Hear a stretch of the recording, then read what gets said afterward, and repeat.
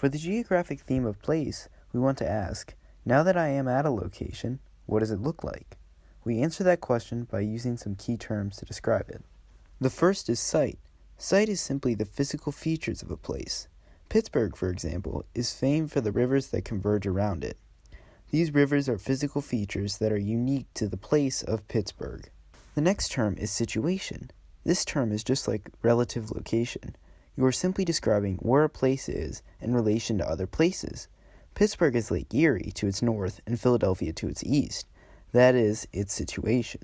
For place, we can also examine its spatial distributions. Basically, we ask, how are things arranged in this place?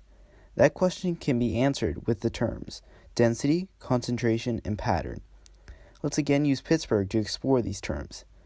Density is simply the amount of things over the area. The density of cars per square mile would change throughout the day.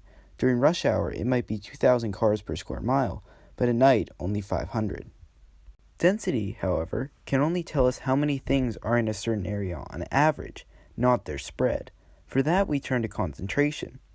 For this term, we need to ask, how are things distributed over the space of a place? Are they all in one area, or are they equally spread out? During a football game in Pittsburgh, for example, the density of cars might still be 2,000 per square mile, but 900 of them could be concentrated in the parking lot of the football stadium. We can also go further and describe the geometric arrangement of the cars, also called their pattern. The two patterns seen most often are linear and square.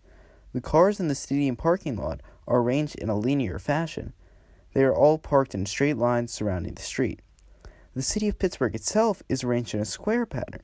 The city is divided into a checkerboard pattern of blocks, giving it a square pattern.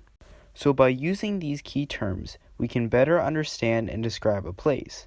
We can now easily answer, now that I'm at a location, what does it look like?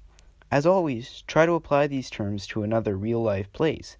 You will be amazed to see how easily you can describe the world around you through the lens of human geography.